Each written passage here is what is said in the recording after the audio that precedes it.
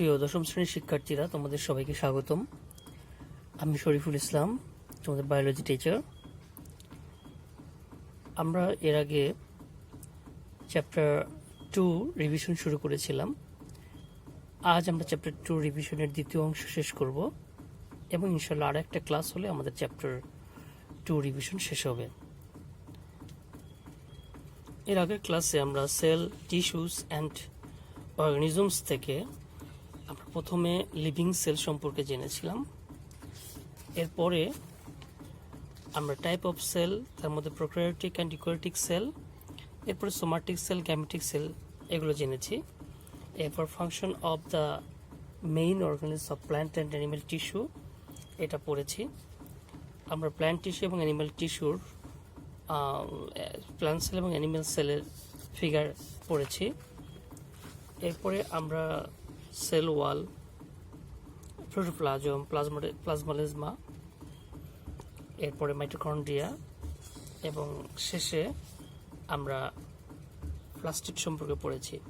প্লাস্টিডের মধ্যে আমরা chloroplast, chromoplast এবং লিউকোপ্লাস্ট এই প্লাস্টিডগুলো পড়েছি। আজ আমরা শুরু করব গলগি বডি পার্ট থেকে।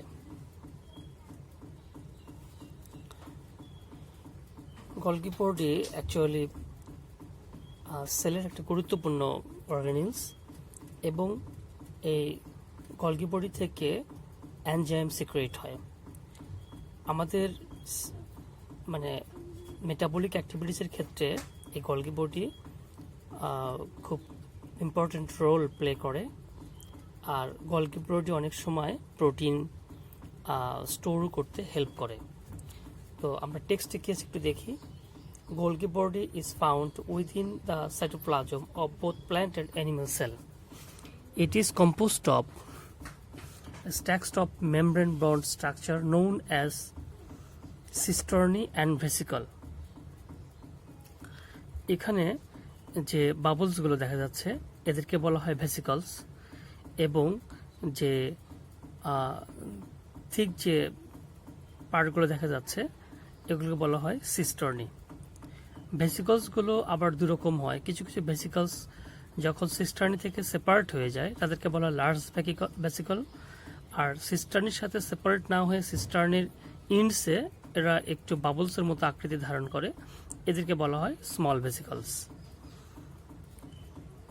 এরপর বলছে hydrolysis of enzyme take place in its membrane. It is involve in the secretion of some hormone and other substance in a living cell. It also plays important role in many metabolic activities. Sometimes the Golgi body store protein. তো এটা হচ্ছে Golgi বডির basically কিছু function এবং importance. Golgi বডির structure আমাদের জানতে হবে।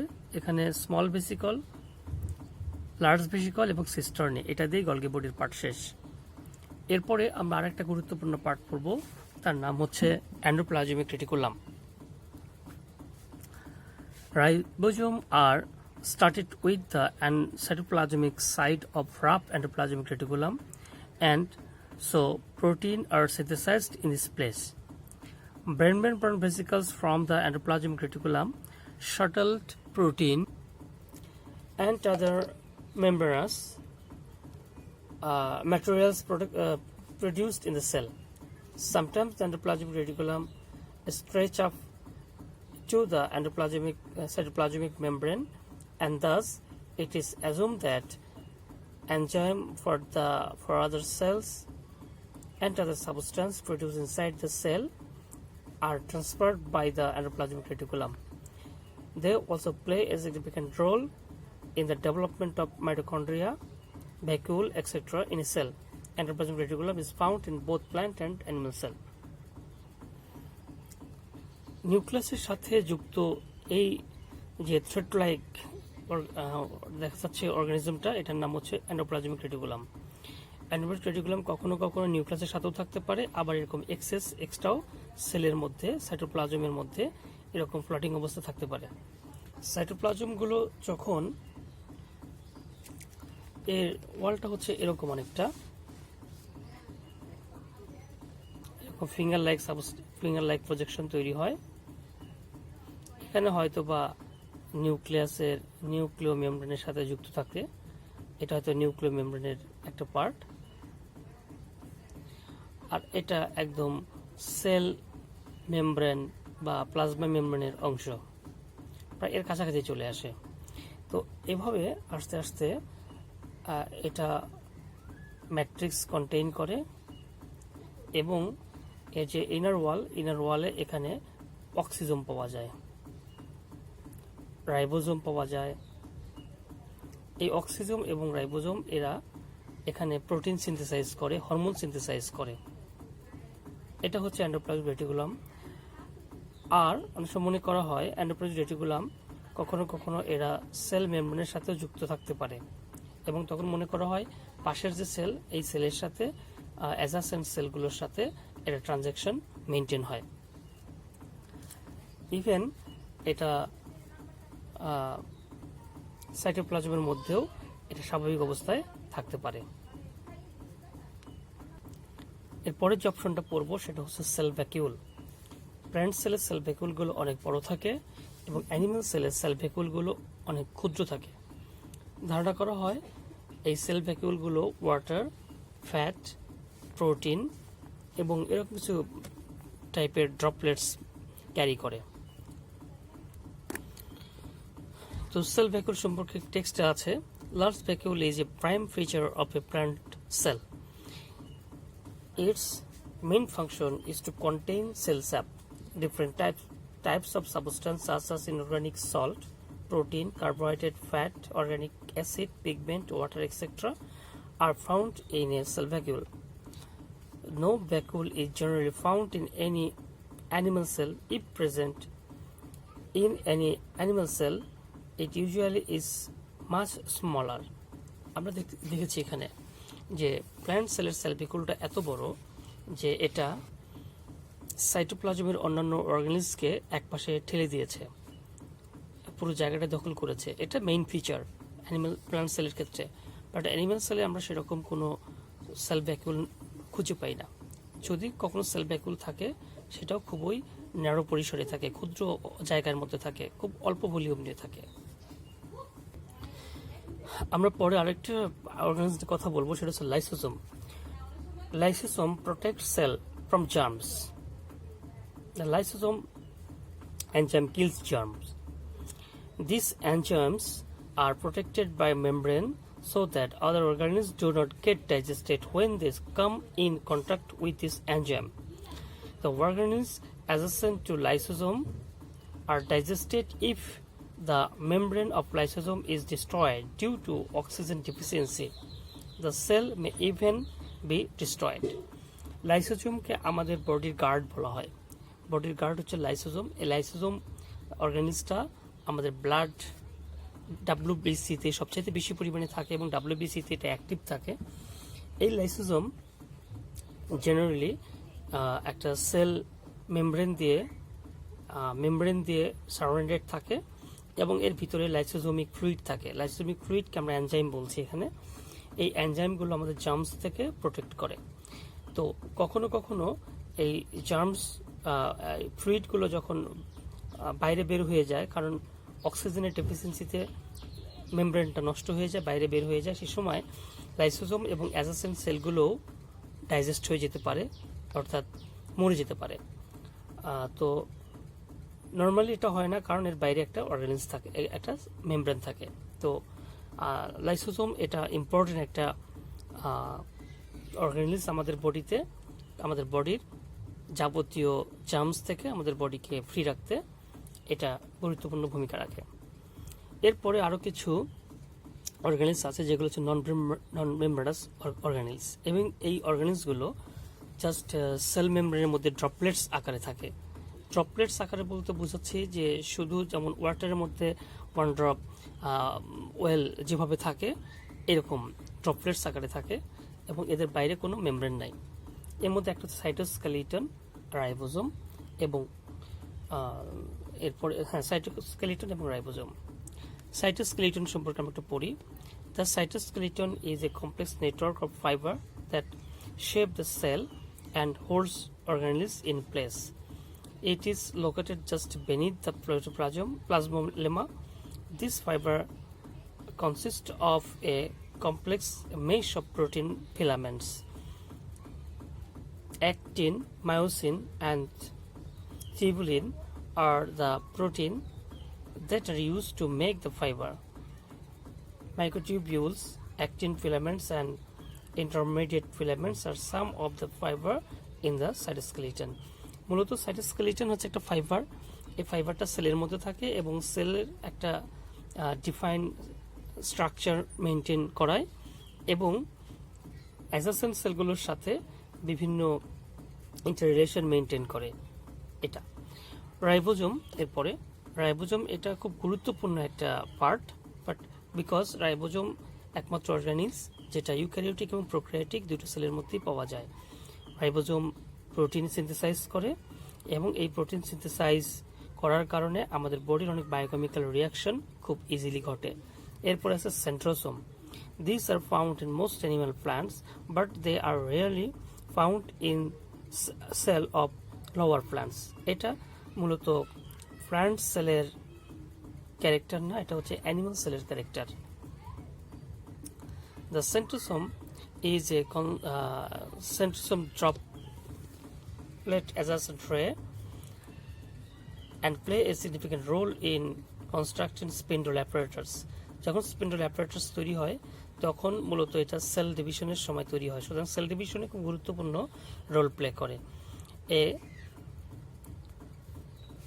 centrioles is a hollow cylindrical organelles inside the centrosome. The thick liquid surrounding our centriole is called centrosphere. The centriole and centrosphere make up the centrosome together. মাঝের যে ফিগারটা, এই অংশটা হচ্ছে সেন্ট্রিওল।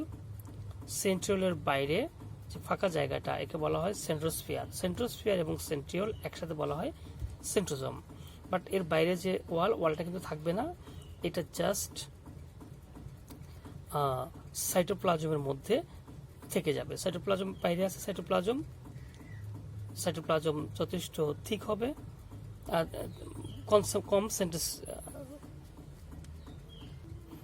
এটা কম কনসেন্ট্রেশনের লিকুইড, এটা একটু বেশি কনসেন্ট্রেশনের লিকুইড, জাস্ট এটি পার্থক্য থাকবে, তাছাড়া মাঝে কোনো মেমব্রেন থাকবে না। এটা হচ্ছে অর্গানিলস গুলো। এবার অর্গানিলস ছাড়াও আরো একটা গুরুত্বপূর্ণ পার্ট, সেটা হচ্ছে নিউক্লিয়াস। নিউক্লিয়াসকে সেলের হার্ট বলা হয় actually. The nucleus is a membrane-bound prominent organelles found in eukaryotic cell and carries chromosomes. It's roughly round and spherical in structure. Mature sheep cell and rod cell lack of nucleus. এটা আমাদের গুরুত্বপূর্ণ একটা statement. Sieve cell এবং red blood corpuscles lack nucleus. The chromosome of a nucleus carry the hereditary information of the organism and control all the activities of cell. A structure nucleus has the follow parts. নিউক্লিয়াসের মধ্যে যে পার্টগুলো আছে, প্রথমেই আমরা দেখব নিউক্লিয়াসের একদম বাইরে থাকবে নিউক্লিয়ার মেমব্রেন, এর ভিতরে থাকবে নিউক্লিওপোর। নিউক্লিয়ার মেমব্রেনগুলো মাঝে মাঝে গ্যাপ থাকবে, গ্যাপগুলো বলা নিউক্লিওপোর, এবং ভিতরে আরও সলিড কিছু সাবস্ট্যান্স এক জায়গায় জমা অবস্থায় দেখা যায়, নিউক্লিওলাস, এবং এর চারপাশে যে লিকুইডগুলো থাকবে ম্যাট্রিক্স, নিউক্লিওপ্লাজম, এবং নিউক্লিওপ্লাজমের মধ্যে প্লটিং করবে ভাসমান অবস্থায় থাকবে ক্রোমাটিন রেটিকুলাম বা ক্রোমাটিন ফাইবার। আমরা এখানে নিউক্লিয়ার মেমব্রেন পড়তে পারি। নিউক্লিয়ার মেমব্রেনগুলো অ্যাকচুয়ালি নিউক্লিয়াসকে একটা নির্দিষ্ট শেপ দেয় এবং নিউক্লিয়াসের ভিতরে যে নিউক্লিওপ্লাজম আছে, নিউক্লিওপ্লাজম যেন সাইটোপ্লাজমের সাথে লিঙ্ক আপ হয়ে যেতে না পারে, মিশে যেতে না পারে, এই জন্য একটা বাউন্ডারি মেক করে। এটা হচ্ছে নিউক্লিয়ার মেমব্রেন। এবার নিউক্লিওপ্লাজম। নিউক্লিওপ্লাজম হচ্ছে jelly like fluid involved in nuclear membrane is called the nucleoplasm. Jelly like ভিতরে যে জেলি লাইক ম্যাট্রিক্স আছে, ম্যাট্রিক্সটাকে বলা হয় নিউক্লিওপ্লাজম। নিউক্লিওপ্লাজমের মেইন ফাংশনটা হচ্ছে এরা ক্রোমাটিন ফাইবারকে ভাসমান অবস্থায় রাখতে সাহায্য করে। এরপর nucleolus. In a nucleus, A round structure attached to A chromosome is called nucleolus. This non-membrane structure is composed of RNA and protein. The nucleolus mainly RNA এবং protein দিয়ে composed করা. Its main function is to store nucleic acid and synthesize protein. এরপরে chromatin reticulum. During the resting period of cell, when cell division do not take place, a thread-like reticular body is found in the nucleoplasm, which is called chromatin reticulum. Chromatin fiber become coiled during cell division and become more concentrated, and then they are called chromosomes. Chromosomes carry the unit of heredity and pass from generation to generation. The number of chromosome is a specific species is fixed. Chromosome contain genes and thus carry heredity strand. আমরা ক্রোমোজোমের একটা figure এটা পড়তে পারি। এই ক্রোমোজোমের ফিগারে সাধারণত লম্বা দুটো আর্মস থাকবে। সেন্ট্রোমিয়ার এক পাশে দেখানো হয়েছে। এই সেন্ট্রোমিয়ার থেকে দুই পাশে দুটো আর্মস থাকবে। এই আর্মসগুলোর মধ্যে ম্যাট্রিক্স থাকবে। ম্যাট্রিক্সের মধ্যে ভাসমান অবস্থা থাকবে ডিএনএ। এটা হচ্ছে ডিএনএ পার্ট। শুধু সেন্ট্রোজোম যেখানে থাকবে সেখানে ডিএনএর কোনো অংশ থাকবে না। সেন্ট্রোজোম ছাড়া সব জায়গায় ডিএনএর অংশ থাকবে। সেন্ট্রোজোম যেখানে যুক্ত সেখানে একটা কনস্ট্রাকশন তৈরি হবে। এই কনস্ট্রাকশনকে বলা হবে প্রাইমারি কনস্ট্রাকশন। এখানে থাকবে প্রাইমারি কনস্ট্রাকশন। এবং সেন্ট্রোমিয়ার ছাড়াও আর্মসের যে কোনো একটা অংশে আরও একটা কনস্ট্রাকশন থাকতে পারে। এই কনস্ট্রাকশনকে বলা হয় সেকেন্ডারি কনস্ট্রাকশন। সেকেন্ডারি কনস্ট্রাকশন তৈরি হলে এর পাশে যে অংশ তৈরি হবে তাকে বলা হবে স্যাটেলাইট। এটা মূলত একটা ক্রোমোজোম। তাহলে ক্রোমোজোমের দুটো পার্ট থাকবে, একটা হচ্ছে আর্মস পার্ট আর একটা হচ্ছে সেন্ট্রোমিয়ার পার্ট। সেন্ট্রোমিয়ার পার্টে কনস্ট্রাকশন থাকবে তাকে বলা হবে প্রাইমারি কনস্ট্রাকশন। প্রাইমারি কনস্ট্রাকশন ছাড়াও আরও একটা কনস্ট্রাকশন থাকলে তাকে বলা হবে সেকেন্ডারি কনস্ট্রাকশন। সেকেন্ডারি কনস্ট্রাকশনের পাশে একটা যে অংশ থাকবে তাকে বলা হবে স্যাটেলাইট। আর এটা যখন পুরোটা আর্মস, এটাও পুরোটা আর্মস, ভিতরে ম্যাট্রিক্স থাকবে, ম্যাট্রিক্সের মধ্যে ডিএনএ থাকবে। আমরা সেল এবং সেলের অর্গানিজম সম্পর্কে জানলাম। এখন আমরা যেটা পড়বো সেটা হচ্ছে সেলগুলো তো একসাথে মিলে টিস্যু তৈরি করে। আমরা সেই টিস্যু সম্পর্কে জানবো। প্রথমে জানবো প্ল্যান্ট টিস্যু। মূলত প্ল্যান্টের বডি যে সমস্ত টিস্যু দিয়ে তৈরি তাদেরকে বলা হয় plant tissue. Plant tissue mainly two types, একটা হচ্ছে মেরিস্টেমেটিক টিস্যু আর একটা হচ্ছে পার্মানেন্ট টিস্যু। আমরা প্রথমে আসবো প্ল্যান্ট টিস্যু নিয়ে। প্ল্যান্ট টিস্যু মেইনলি দুই ভাগে ভাগ করা যায়, একটা হচ্ছে meristematic part of plant tissue আর একটা হচ্ছে permanent part of plant tissue. Meristematic part of plant tissue, meristematic যে সমস্ত টিস্যুগুলো সেল ডিভিশনে ডিভাইড হয়ে অন্যান্য সেলে পরিণত হয় তাদেরকে বলা হয় meristematic tissue. Meristematic tissue can divide and make another tissue is called meristematic tissue. Permanent tissue ভাগ হতে পারে না। Permanent tissue mainly meristematic tissue বিভিন্ন ভাগে ভাগ হতে হতে শেষে পার্মানেন্টে পরিণত হয়। পার্মানেন্ট টিস্যু তিন প্রকার, একটা হচ্ছে simple permanent tissue, complex permanent tissue আর একটা হচ্ছে এক্সক্রিটরি টিস্যু। সিম্পল টিস্যু যে সমস্ত টিস্যুর প্রত্যেকটা সেল একই রকম তাদেরকে বলে সিম্পল। কমপ্লেক্স টিস্যু বলতে কমপ্লেক্স টিস্যুর মধ্যে অনেকগুলো সিম্পল টিস্যুর গ্যাদারেশন থাকে তাকে বলা হয় কমপ্লেক্স টিস্যু। আর যে সমস্ত টিস্যু কোনো স্যাপ বা জুস সিক্রেট করে তাদেরকে বলা হয় excretory tissue, like S rubber tissue বা রাবার ট্রি। সিম্পল টিস্যুগুলোকে আমরা কয়েকটা ভাগে ভাগ করতে পারি। সিম্পলের মধ্যে একটা হচ্ছে আমরা বলি প্যারেন্ট কাইমা, আর একটা বলি কোলেন কাইমা, আর একটা বলি স্কোরেন কাইমা। তো এখানে প্যারেন্ট কাইমা আছে, কোলেন কাইমা আছে, স্কেরেন কাইমা আছে। Sclerenchyma can be divided into two parts, number 1 fiber এবং নাম্বার 2 স্কোরাইড।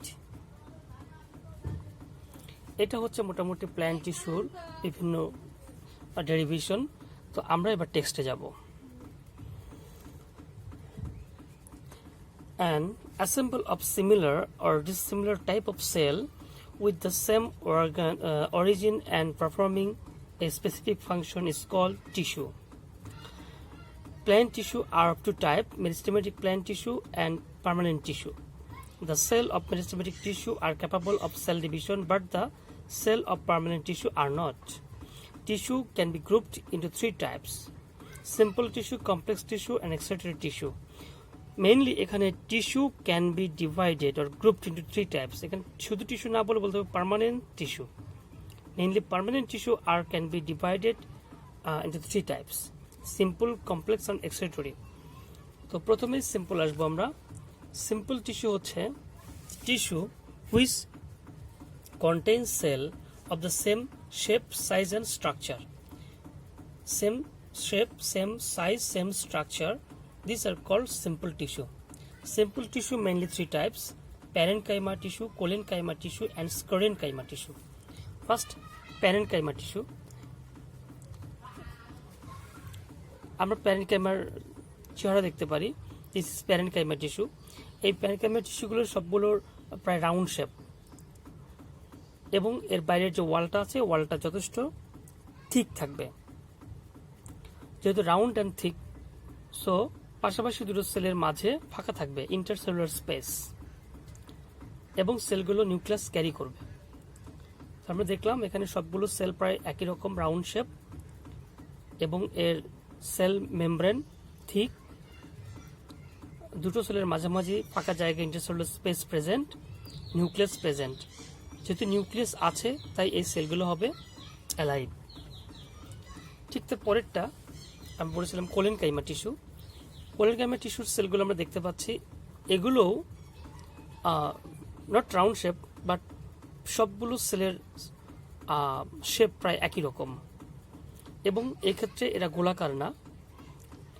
এই কারণে এদের দুই সেলের মাঝের জায়গায় কোনো ফাঁকা নাই, ইন্টারসেলুলার স্পেস অ্যাবসেন্ট, এবং এদেরও সেলের যে মেমব্রেন, সেল মেমব্রেনটা থিক, এবং এরাও নিউক্লিয়াস ক্যারি করে, এবং এগুলো অ্যালাইভ.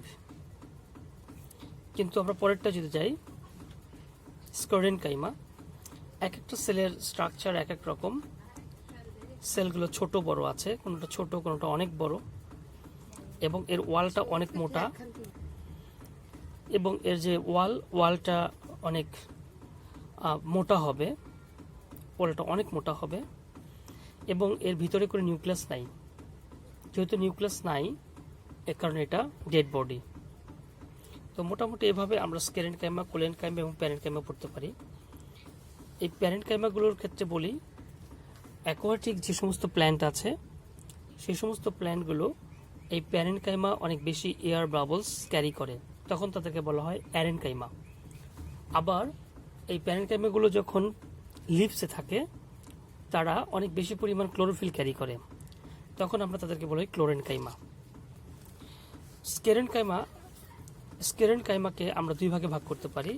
একটা হচ্ছে ফাইবার এবং আরেকটা হচ্ছে স্ক্লেরাইট. মূলত এরা হচ্ছে প্ল্যান্টের একদম আউটার পার্ট, বার্ক যাকে বলে, বার্ক তৈরি করে. সুতরাং বার্কের মধ্যে যেগুলো স্ক্লেরাইটকে বলা হয় স্টোন সেল, এবং স্টেম সেলগুলো মূলত fibre. The cells are shorter, isodramatic, or sometimes long and star-shaped. Their secondary cell wall is durable, thick, and lignified. Mature scleroid cells are usually dead. মূলত এটা ডেড সেল, এবং এটা হচ্ছে bark, কারণ এটা প্ল্যান্টের কর্টেক্স মিডিয়াতে থাকে. বার্কগুলোকে প্ল্যান্টের লিভিং পার্টের সাথে অ্যাটাচমেন্টে রাখে, তার নাম হচ্ছে ফাইবার. এবং এগুলো হচ্ছে elongated cylinder, thick wall, and both their ends are pointed or sometimes rounded. এটার অনেক নাম থাকতে পারে, যেমন bast fibre, surface fibre, xylem fibre, wood fibre, etcetera etcetera. এক্সামে যে কোনো একটা নাম দিয়ে আসতে পারে. What do mean by bast fibre, what do mean by surface fibre, xylem fibre আর উড ফাইবার, যে কোনোভাবে এটা আসতে পারে. এরপরে আমরা আসব সিম্পলের পরে কমপ্লেক্স পার্টে. কমপ্লেক্স পার্টটা মূলত দুটো ভাগে ভাগ করা যায়, একটা হচ্ছে জাইলেম আর একটা হচ্ছে ফ্লোয়েম। জাইলেম সাধারণত 4 ধরনের সেল দিয়ে তৈরি। এই 4 ধরনের সেলের মধ্যে ফ্লোয়েমের যে 4 ধরনের সেল আছে, ফ্লোয়েমও 4 ধরনের সেল দিয়ে তৈরি। এই সেলের দুটোর সাথে মিল থাকবে, একটা হচ্ছে জাইলেম প্যারেনকাইমা আর একটা হচ্ছে জাইলেম ফাইবার। এখানে হবে ফ্লোয়েম প্যারেনকাইমা আর ফ্লোয়েম ফাইবার। তার মানে প্যারেনকাইমা যখন জাইলেমে থাকবে তাদেরকে বলা হয় জাইলেম প্যারেনকাইমা। ফাইবার তো স্ক্লেরাইটের পার্ট, ফাইবার যখন জাইলেমে থাকবে তখন একে বলা হয় জাইলেম প্যারেনকাইমা। একই রকম সিম্পল প্যারেনকাইমা যখন ফ্লোয়েমে থাকবে তখন আমরা একে বলবো ফ্লোয়েম প্যারেনকাইমা। আর স্ক্লেরাইটের অংশ, এটাও ছিল সিম্পল স্ক্লেরাইটের অংশ ফাইবার যখন ফ্লোয়েমে থাকবে তখন আমরা একে বলবো ফ্লোয়েম প্যারেনকাইমা। কিন্তু উপরের দুটো ডিফারেন্স, উপরের দুটো দেখে আমরা বুঝতে পারবো এটা জাইলেম না ফ্লোয়েম। যখন জাইলেমে ট্রাকিড থাকবে এবং ভেসেল থাকবে, ট্রাকিড এবং ভেসেল দুটো সেল, তখন আমরা একে বলবো জাইলেম। আর যখন সিপ সেল এবং কম্পানিয়ন সেল থাকবে তখন আমরা এই দুটো দেখে বলবো এটা হচ্ছে ফ্লোয়েম সেল। মানে ফ্লোয়েম এবং জাইলেমের মধ্যে ডিফারেন্স এটাই যে জাইলেম ট্রাকিড ভেসেল ক্যারি করে আর ফ্লোয়েম সিপ সেল এবং কম্পানিয়ন সেল ক্যারি করে। তো এটা হচ্ছে আমাদের কমপ্লেক্স দুটো টাইপ। কমপ্লেক্স এজন্যই কারণ ট্রাকিড, ভেসেল, প্যারেনকাইমা, ফাইবার প্রত্যেকটি সিম্পল টিস্যু। এখানেও sieve cell, companion cell, parenchyma, fibre এগুলো সবই সিম্পল টিস্যু, কিন্তু 4টা সিম্পল টিস্যু এক জায়গায় টুগেদার হয়ে একটা কমপ্লেক্স ফর্ম তৈরি করে, তার নাম হচ্ছে ফ্লোয়েম। এখানেও ঠিক তাই, 4টা সিম্পল টিস্যু এক জায়গায় হয়ে যে কমপ্লেক্স একটা ফর্ম তৈরি করে তাকে বলা হয় কমপ্লেক্স জাইলেম। চলো আমরা টেক্সটে যাই।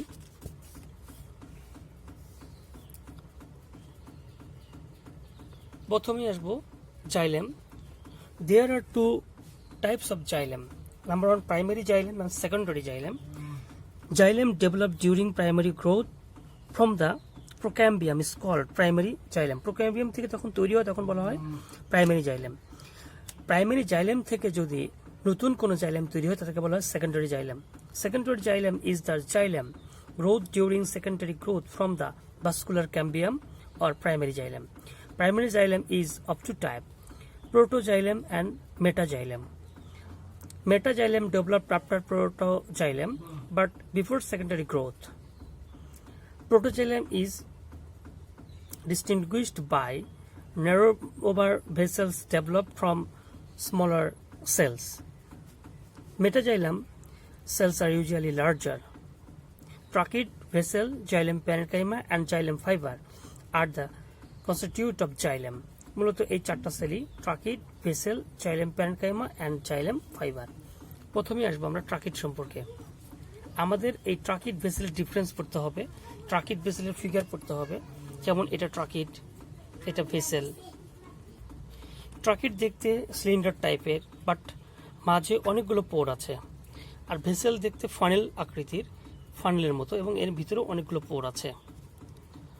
আর ফাইবার সেটা ট্রাকিডের মতোই, বাট ফাইবারগুলোর যে বাইরের ওয়ালের চেয়ে এই ট্রাকিডের বাইরের ওয়ালের চেয়ে ফাইবারের বাইরের ওয়ালটা অনেক ন্যারো থাকবে।